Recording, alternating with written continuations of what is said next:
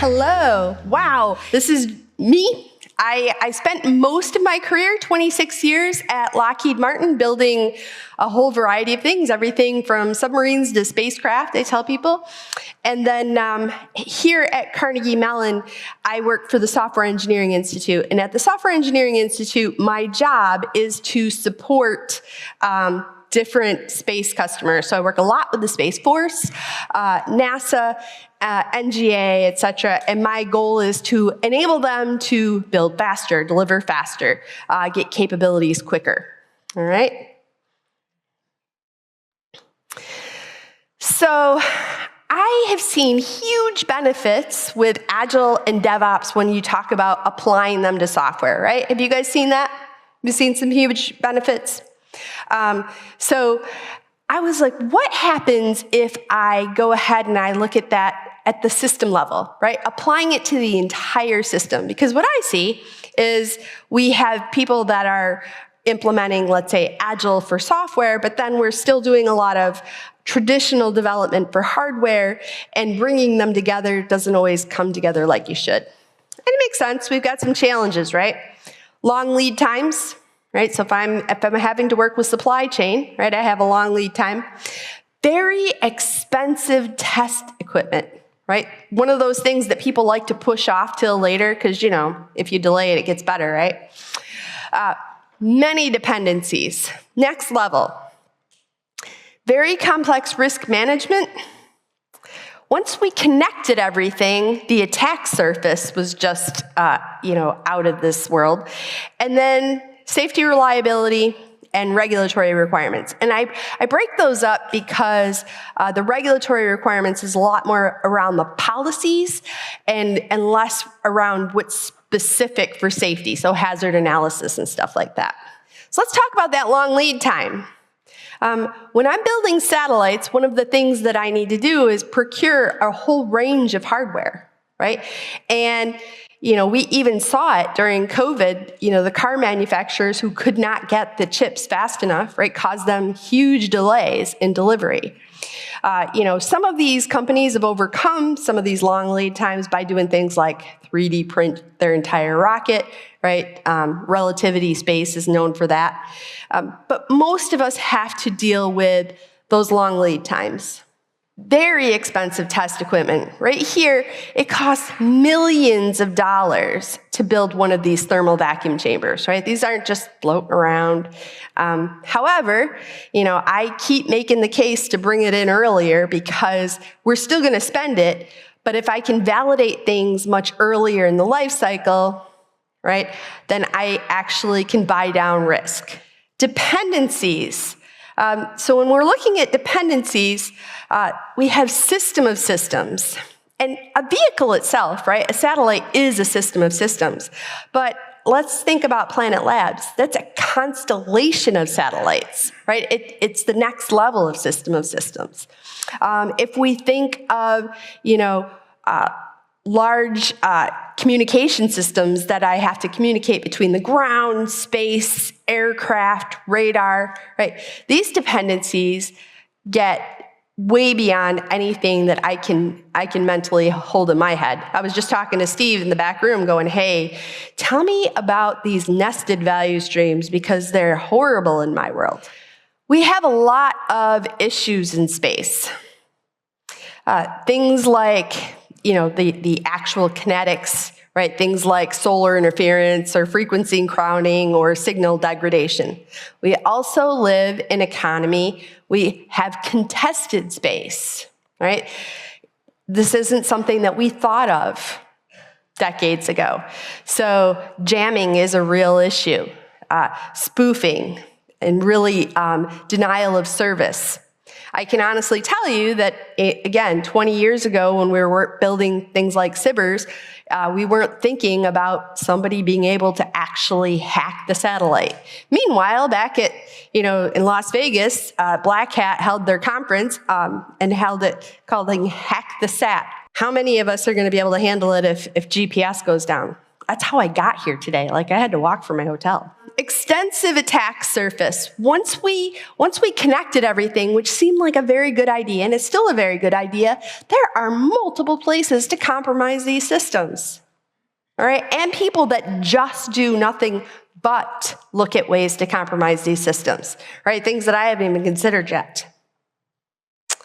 I know it sounds bad. We're going to get to the good news soon. But we did have to walk through some of the challenges. High stakes, safety, and reliability. This is just the NASA standards. NASA standards for 8,000 for the safety standards associated with anything that's going to be launched in space. It was interesting because I was talking to some folks from NASA, and I only say that because it makes me sound cool, right? I'm not from NASA, so I'm really not cool. But I will tell you that I was chatting with them, and they were completely frustrated because SpaceX has made it so that they have to go faster than they ever could before. And they're very uncomfortable about it, right? They used to only have to deal with 10, 15 launches a year, and now they're on average, 120, 130. Their entire process, because they still have to certify everything, has had to completely change. Now, personally, I think this is okay. They're not happy about it, but I was like, we actually do need to figure out how to move faster. And then we have these serious regulatory and compliance hurdles. Now, most of the regulatory and compliance is to ensure safety, but actually the bureaucracy of it is completely separate. I am working on my dissertation, and someday I plan on graduating. I don't know. It's taken a while. And it's pretty interesting that actually the biggest complaint on applying things like DevOps to cyber physical systems, by an order of 2, by the way, according to my research, is about the impacts on regulatory compliance, not safety, right? So it's just getting through the paperwork that's actually the bigger problem, which I thought was a little odd. These are just some examples. Now, as I said, I've had the opportunity to build a lot of different systems and see how things can go wrong a lot of different ways. And so last year, myself and my co-author published a book, and we called it Industrial DevOps. I don't know if it's a good title. It kind of stuck because we started writing papers. It really is the application of DevOps and Agile and systems thinking and model-based systems engineering, right, and shift left. It's basically bring all of the tools to your toolbox to optimize delivery of these large-scale safety-critical systems. Because one of the priorities is to get to Mars first, right? It's critical. Whoever gets to Mars first is really going to have the opportunity to do a number of things. Colonize first. Actually, there's these things called the Lagrange points. And whoever gets to the Lagrange points first are the ones that actually will control the flow of the supply chain, which is huge. All right? Kind of like, I'm from the US, the Wild Wild West. Whoever, planted their flag first, right, made the rules. That's currently how that system works for space too. So I have some ideas, all right? All is not lost. I think that we can do this, all right? And this is what we would call industrial DevOps. I'm going to walk you through some of these principles, and I'm going to tell you why I think they will help for the system level. 1, we already know that we need to organize around the flow of value. Great talk by Atlassian earlier. First time I've ever heard DevOps related to coal mining. Amazing. And it's interesting to me that even then, right, in the 40s, cross-functional teams were the way to optimize delivery, right? So here, large organizations, such as Lockheed Martin, where I worked, they're organized like this. Right? We've got program management, systems engineering. We have a lot of silos. It's pretty interesting because not only do we have these silos of information, we've got silos of communication. If I'm in program management, I'll probably talk about things like, especially if I'm the leading edge, right? I'm going to talk about lean thinking, program management practices. If I am in systems engineering, I'm talking about systems thinking. Also very good. If I'm in systems design, I'm talking a lot about design thinking. Has a language unto itself, right? Double diamond, diverge and converge. Hardware engineering, hear a lot about rapid prototyping or revving. We come into software and we do talk about things like Agile and DevOps. Then we get to test, and you probably have heard this before, but we've got shift left thinking. And then we get to operations and you hear people talk about ITIL, IT Infrastructure Library. Not only do we have silos, we have a completely different language set to communicate with each other. Each one of those areas is trying to optimize the flow of delivery, but we can't even communicate, right? I don't know what you're telling me, because I'm using sprints and you're talking about revving your next board. So that's a problem, right? That's one of the things we want to talk about for these cross-functional teams. Next, multiple horizons of planning. How many of you guys have used Agile or DevOps in your development? And have any of you had, let's say, 1 or 2 week sprints? So how does that work if I'm building a system that's going to take years to get out? Well, I have to connect them, right? I don't want the integrated master schedule that tells you what Robin's going to do in 2027 in October of the last week, which I've seen before, just so you know. But we know it's not true. But I got a plan beyond 2 weeks. Here you can see Artemis. And I think, again, it's a language thing because we already do this. So Artemis 2 was set to launch this year. They had delays, they had problems because of actual tactical things that happened on the ground. So they updated it, right, to 2026. But here's my goal, right, is to get to Artemis 5, right, get to Mars. And I have a plan, but it's going to adapt and adjust based on empirical data that is occurring on the ground, right? So we want to make sure that we understand that. I think that I refer to this as empirical planning over predictive. And what I mean by that is I could have a 10-year master schedule. And believe me, Lockheed has many. But the difference between this empirical planning and a master schedule is this. What I'm looking for is I'm going to use the data from each of these time phases, right? So let's say my day, right? I plan to complete 10 things today and I complete 8. If I have 10 of those days, right, I'm going to be 80% complete. Now I can either use that data to further inform my next horizon of planning, or I can ignore it and beat people till they get back on plan. I can tell you exactly how that works. Not well. So inherently, what I want to do is use the data that I'm getting from each horizon of planning, right? So my sprint will inform my quarter. My quarter will inform my year. My year will inform my 5-year plan, right? So we have to look at it with empirical data as opposed to this is my predictive schedule. Data-driven decisions.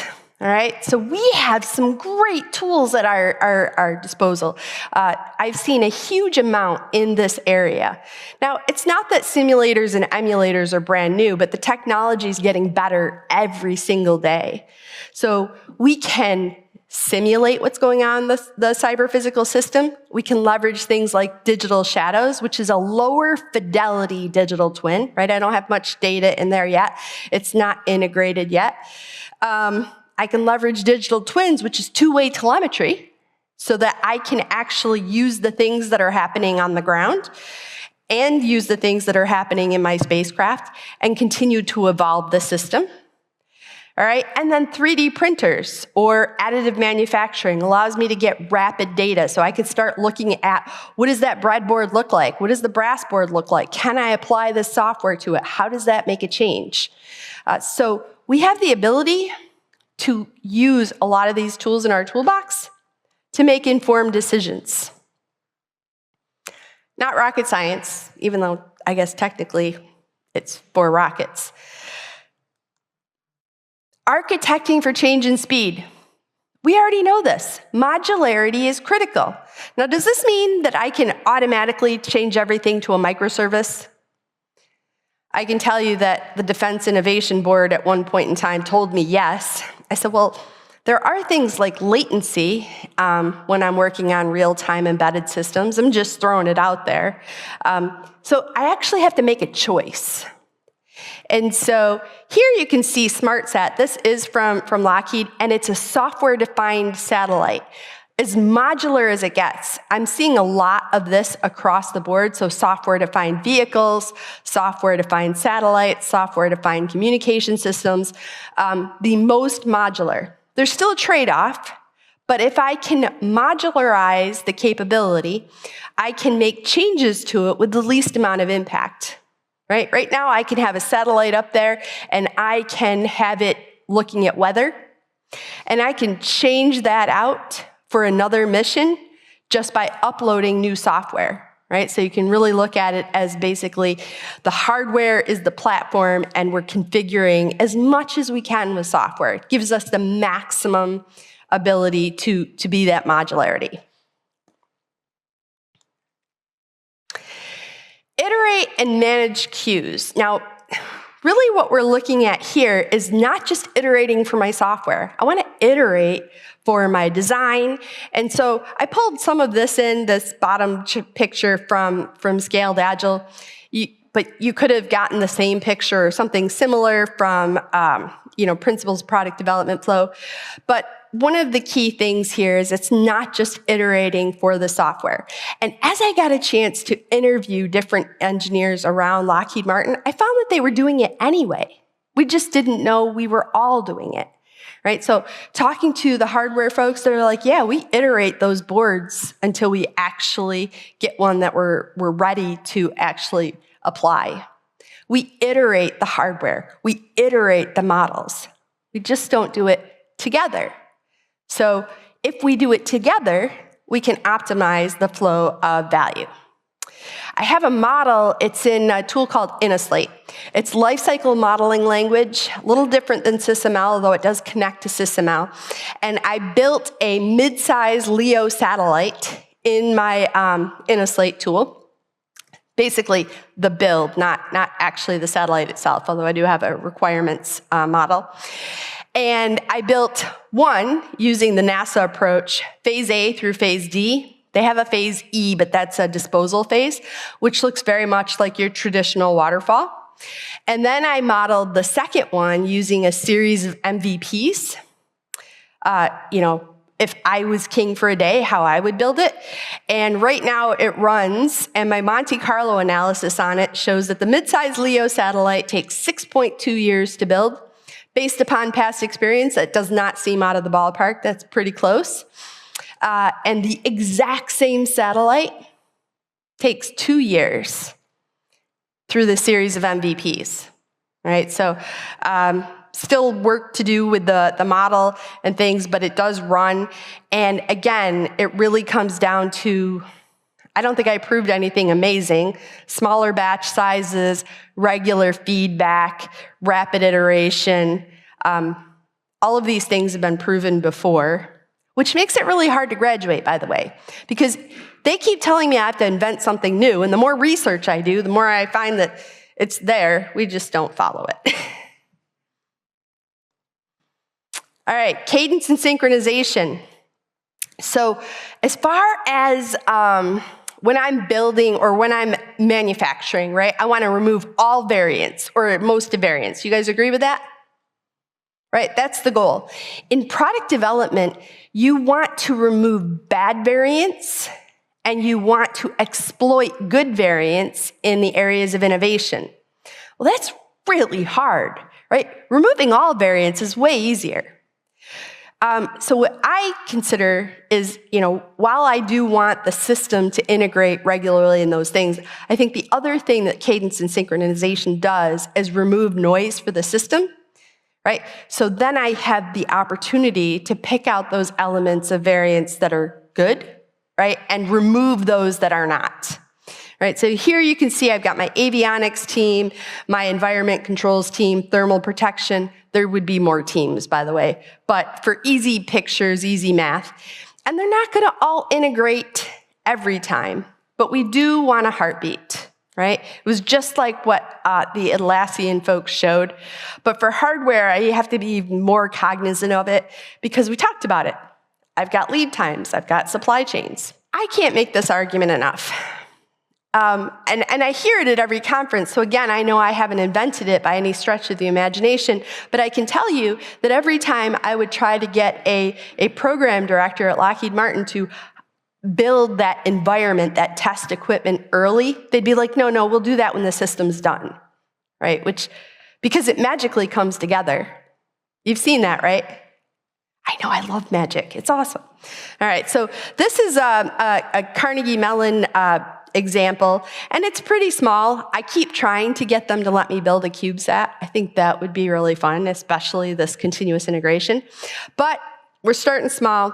Here we have a continuous integration pipeline that both updates the software, right, and validates the software, as well as the firmware. Now you can say, hey, the FPGA is still very much software-oriented, but, right, take that to the next step.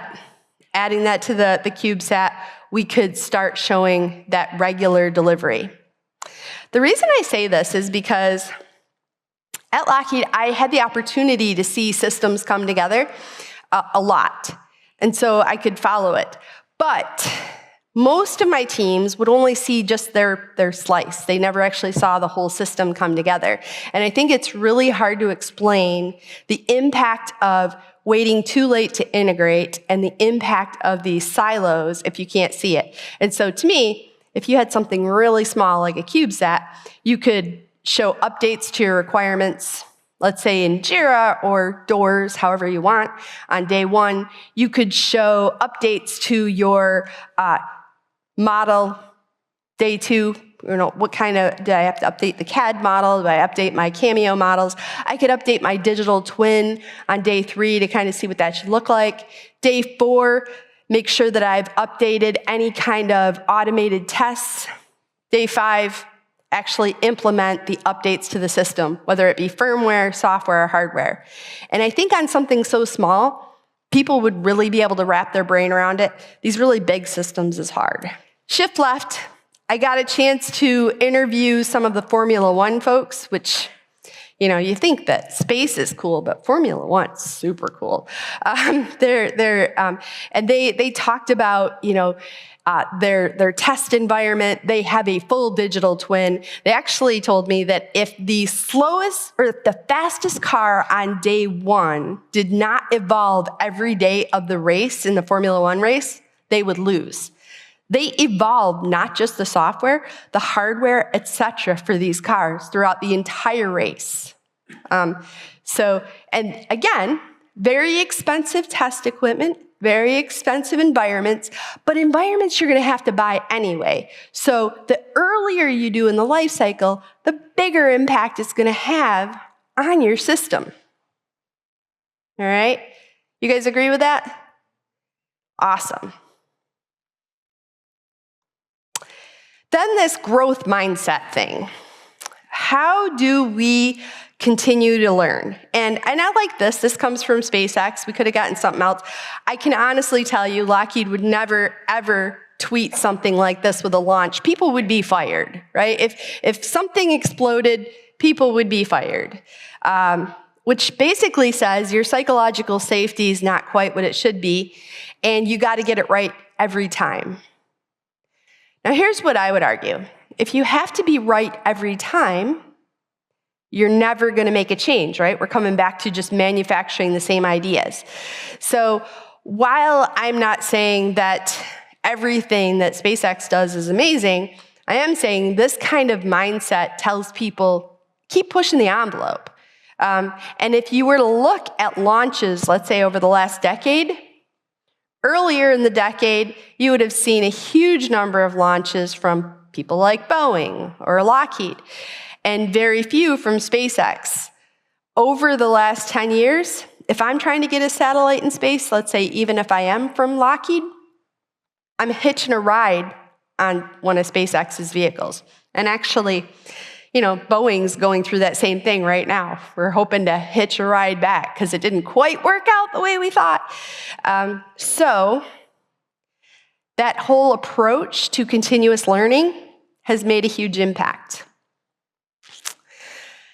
So a couple of things. I'm hoping to give you just a little bit of time to answer questions.